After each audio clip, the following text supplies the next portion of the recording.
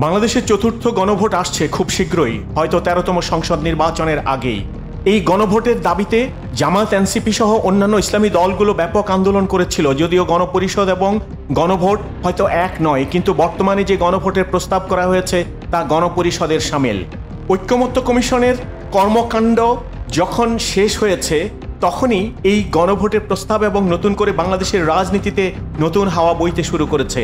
এখানে ঐক্যকে অনৈক্যে এবং অনৈক্যকে ঐক্যে ডাক দিয়েছেন রাজনৈতিক দলগুলো। সত্যিকার অর্থে এই গণভোট কি মানুষের আকাঙ্ক্ষার প্রতিফলন ঘটাবে? এই চতুর্থ গণভোট কি ভবিষ্যতের সংসদ নির্বাচনে কারা কাণ্ডারি হয়ে দেশ চালাবে তার কি নিয়ন্ত্রক হয়ে দাঁড়াবে? এই গণভোটে যদি হাঁ বিজয়ী হয় তাহলে কি জামায়াত এনসিপি সরকার গঠন করবে, নাকি না ভোট জয়ী হলে বিএনপি সরকার গঠন করবে? আমরা আজকে দেখব। বিগত 54 বছরের বাংলাদেশের ইতিহাসে শুধুমাত্র 3 বার জনগণের মতামত নেওয়া হয়েছে। তার মধ্যে 2 বার জনগণের মতামত নেওয়া হয়েছে স্বৈর শাসকদের ক্ষমতার বৈধতা দেওয়ার জন্য। প্রথম গণভোটটি হয়েছিল জিয়াউর রহমানের আমলে। 1977 সালের 30 মে উক্ত গণভোট অনুষ্ঠিত হয়। উদ্দেশ্য ছিল সেনাপ্রধান থেকে রাষ্ট্রপতির দায়িত্ব নেওয়া, জিয়াউর রহমানের শাসন কাজের বৈধতা দেওয়া। রাষ্ট্রপতি মেজর জেনারেল জিয়াউর রহমান এবং তার নীতি এবং কর্মসূচির প্রতি আস্থা আছে কিনা সে বিষয়ে দেশের জনগণের মতামত জানতে ওই গণভোটের আয়োজন করা হয়েছিল। 1977 সালের 22 April major general Ziaur Rahman রাষ্ট্রপতির দায়িত্ব নিয়ে জাতির উদ্দেশ্যে দেওয়া বেতার এবং টেলিভিশনে দেওয়া ভাষণে গণভোটের ঘোষণা দিয়েছিলেন।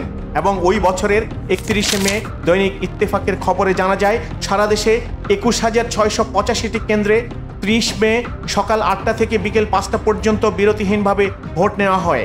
ওই সময় দেশের মোট ভোটার ছিল 3,84,00,000। সরকারি ঘোষণা অনুযায়ী সেই গণভোটে 88.1% মানুষ ভোট দিয়েছিলেন।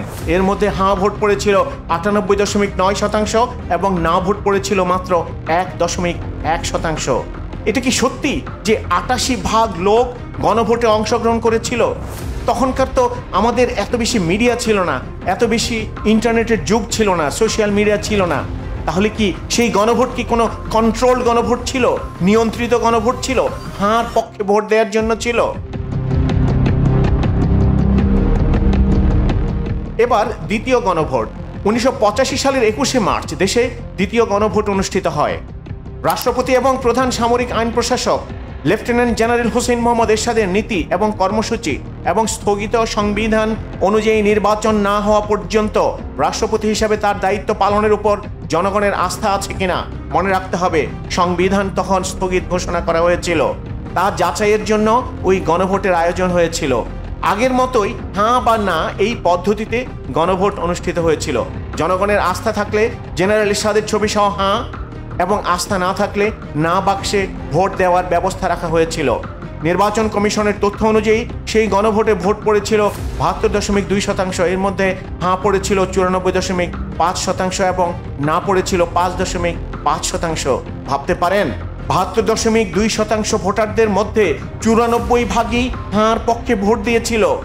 একবার ভাবুন তো, বাংলাদেশের সাধারণ জনগণ সামরিক শাসকের বৈধতা দেওয়ার জন্য 98% কিংবা 95% ভোটার ভোট দিয়েছে হাঁর পক্ষে। তৃতীয় গণভোটটি ছিল স্বৈর শাসন থেকে গণতন্ত্রে ফেরার পথ যাত্রায়। গণ আন্দোলনে 1990 সালের 6 ডিসেম্বর পদত্যাগ করেন সামরিক শাসক হোসেন মোহাম্মদ এরশাদ। এর 3 মাসের মধ্যে 1991 সালের 27 ফেব্রুয়ারি অনুষ্ঠিত পঞ্চম সংসদ নির্বাচনে বিজয়ী হয় বিএনপি। 16 বছরের রাষ্ট্রপতি শাসিত সরকার ব্যবস্থা থেকে প্রধানমন্ত্রী শাসিত সংসদীয় পদ্ধতির অর্থাৎ পার্লামেন্টারি ডেমোক্রেসি সরকার প্রতিষ্ঠার জন্য 1991 সালের 6 আগস্ট মধ্যরাতে সর্বসম্মতিক্রমে সংসদে বিল পাশ হয়। এরশাদ বিরোধী আন্দোলন চলাকালে 3 জোটের রূপরেখা অনুযায়ী জাতীয় সংসদে গৃহীত সংসদীয় পদ্ধতির সরকার প্রতিষ্ঠার পর সংবিধানের দ্বাদশ সংশোধনীতে রাষ্ট্রপ্রধানের দায়িত্বে থাকা বিচারপতি শাহাবুদ্দিন আহমেদ সম্মতি দেবেন কিনা সেই প্রশ্নে দেশব্যাপী গণভোট আয়োজনের সর্বসম্মত সিদ্ধান্ত হয়েছিল এবং দেশের ইতিহাসে অনুষ্ঠিত সেই তৃতীয় গণভোটে ভোট পড়ে মাত্র 35.2%। কল্পনা করুন, আগের দুটো ভোটে যেখানে 95-98% ভোট পড়েছিল, তৃতীয় গণভোটে মাত্র 35.2% ভোট পড়েছে। 1,83,08,377 জন ভোটার সংসদীয় গণতন্ত্রের পক্ষে অর্থাৎ হাঁ ভোট দেন। এই হার 84.38%। অন্যদিকে 33,90,062 জন ভোটার না ভোট দেন, অর্থাৎ রাষ্ট্রপতি শাসিত শাসন ব্যবস্থার পক্ষে মত দেন। না ভোটের হার 15.62%। এবার আসলো চতুর্থ গণভোট। বাংলাদেশে ফ্যাসিবাদী শাসন ব্যবস্থা কায়েমের বিরুদ্ধে এই গণভোট অনুষ্ঠিত হতে যাচ্ছে। ভবিষ্যতের বাংলাদেশ হবে সাম্যের, ভ্রাতৃত্বের এবং ঐক্যের এবং কোনো রকম বৈষম্যহীন। সেই গণভোটে বাংলাদেশের মানুষ কতটুকু আসীন হবে তা হয়তো সময় বলে দেবে। বাংলাদেশ অন্তর্বর্তী সরকার কর্তৃক গঠিত জাতীয় ঐক্যমত্য কমিশন জুলাই জাতীয় সনদ 2025 বাস্তবায়নে অবিলম্বে সরকারি আদেশ জারি করে একটি গণভোট আয়োজনের সুপারিশ করেছে, অর্থাৎ চতুর্থ গণভোট অনুষ্ঠিত হতে যাচ্ছে। এবং সেই গণভোটের জন্য কমিশন সুপারিশ করেছে, আপনি কি জুলাই জাতীয় সনদ অর্থাৎ সংবিধান সংস্কার বাস্তবায়ন আদেশ 2025 এবং ইহার তফসিল 1-এ সন্নিবেশিত সংবিধান সংস্কার প্রস্তাব সমূহের প্রতি আপনার সম্মতি জ্ঞাপন করিতেছেন কিনা? এই প্রস্তাবের পক্ষে হ্যাঁ অথবা না গণভোট ডাকার প্রস্তাব করেছে বাংলাদেশের অন্তর্বর্তী সরকার কর্তৃক গঠিত জাতীয় ঐক্যমত্য কমিশন। কমিশন তাদের সুপারিশে বলেছে, ত্রয়োদশ জাতীয় সংসদ একই সঙ্গে সংবিধান সংস্কার পরিষদ এবং জাতীয় সংসদ হিসেবে কার্যকর থাকবে। তবে সংবিধান সংস্কার পরিষদ কার্যকর থাকবে মাত্র 9 মাস বা 270 দিন। এই বিষয়ে বিকল্প প্রস্তাবে কমিশন বলেছে, যদি সংবিধান সংস্কার পরিষদ 270 দিনের মধ্যে তাদের দায়িত্ব সম্পন্ন করতে না পারেন, তাহলে গণভোটে পাশ হওয়া বিল স্বয়ংক্রিয়ভাবে সংবিধানে প্রতিস্থাপিত হবে।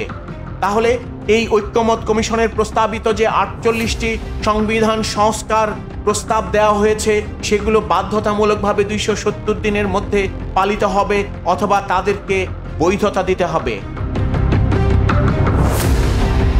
জুলাই 2024-এর গণ আন্দোলনের মাধ্যমে 5ই আগস্ট বিদায় নেন ফ্যাসিস্ট শেখ হাসিনা এবং তার পরবর্তীতে বাংলাদেশে এক নতুন রাজনৈতিক মেরুকরণ শুরু হয়েছে, যেখানে শেখ হাসিনা এবং তার দোসররা যেমন আছেন, তেমনি শেখ হাসিনা তার দোসর এবং ফ্যাসিস্ট বিরোধী বাংলাদেশের গণতন্ত্রকামী, জাতীয়তাবাদী এবং বাংলাদেশের মানুষের কথা বলা দলগুলো রয়েছে, যেমন বিএনপি, জামায়াতে ইসলামী, এনসিপি সহ অন্যান্য দলগুলো। অর্থাৎ বাংলাদেশের একটা বড় অংশ এখানে বিভাজিত হয়ে পড়েছে। আমরা দেখেছি জুলাই সনদের 84টি প্রস্তাবের মধ্যে প্রায় 70টি প্রস্তাবের মধ্যে নোট অফ ডিসেন্ট ছিল। বিভিন্ন দল তাদের অবস্থানের পরিপ্রেক্ষিতে নোট অফ ডিসেন্ট দিয়েছিল। যদি তারা আগামীতে ক্ষমতায় চলে আসে তাহলে তারা বাধ্য নয় অথবা তারা তাদের ইচ্ছা অনুযায়ী সেই ক্লজগুলো অথবা সেই ধারাগুলো বাস্তবায়ন করবে অথবা করবে না। যার মধ্যে সবচেয়ে বেশি নোট অফ ডিসেন্ট ছিল বিএনপি অর্থাৎ বাংলাদেশ জাতীয়তাবাদী দলের। কিন্তু ঐক্যমত কমিশনের সুপারিশকৃত 48টি প্রস্তাবনার মধ্যে কোনো ধরনের নোট অফ ডিসেন্ট সংযুক্ত করা হয়নি। তাহলে যদি গণভোট অনুষ্ঠিত হয়, সেখানে বিএনপি কিংবা তাদের সমর্থকরা কি না ভোট দেবে? কারণ তারা তো নোট অফ ডিসেন্ট অথবা তাদের প্রস্তাবিত যে নোট অফ ডিসেন্টগুলো ছিল সেগুলো মানতে তারা বাধ্য নয়। অন্যদিকে যদি হাঁ ভোট জয়ী হয়, তাহলে জামায়াতে ইসলামী এবং এনসিপি সহ অন্যান্য ইসলামী দলগুলোর যে প্রস্তাবিত যে ধারাগুলো তারা যেভাবে চেয়েছিল সেগুলাই হয়তো বাস্তবায়িত হবে। এখন প্রশ্ন হচ্ছে, বিএনপি যদি না ভোট দিয়ে থাকে এবং বিগত পতিত ফ্যাসিস্ট আওয়ামী সরকার এবং তাদের দোসররা জাতীয় পার্টি সহ 14 দলীয় ভোটাররা যদি না ভোট দিয়ে থাকে, তাহলে উক্ত চতুর্থ গণভোটে কি না বিজয়ী হতে চলেছে? কিংবা যদি ধরে নেই আওয়ামী লীগ, জাতীয় পার্টি এবং 14 দলীয় নেতাকর্মীরা উক্ত হ্যাঁ না ভোটে অংশগ্রহণ করলো না, সাথে বিএনপি এবং বিএনপির নেতাকর্মীরাও এই গণভোটে ভোট দিতে হয়তো উৎসাহিত হবে না, কারণ তারা তাদের প্রস্তাবিত নোট অফ ডিসেন্টগুলো উক্ত হ্যাঁ না ভোটে প্রতিফলিত হচ্ছে না।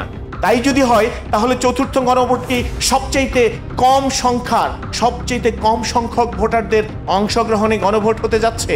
এবং সেই গণভোট যদি সবচেয়ে বেশি সংখ্যক ভোটার অংশগ্রহণ করে, তাহলে তো না ভোট পড়ার সম্ভাবনাই সবচেয়ে বেশি, কারণ বিএনপি নোট অফ ডিসেন্ট নেই এবং অন্যদিকে আওয়ামী জাতীয় পার্টি তারা চায় না বাংলাদেশের শাসন ব্যবস্থার পরিবর্তন হোক।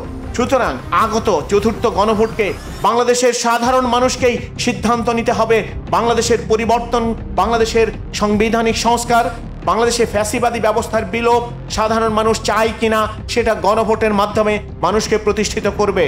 যদি এই গণভোটে না বিজয়ী হয় তাহলে বিএনপি আগামীতে সরকার গঠন করবে, আর যদি হ্যাঁ বিজয়ী হয় তাহলে আগামীতে সরকার গঠন করবে সাধারণ জনগণ।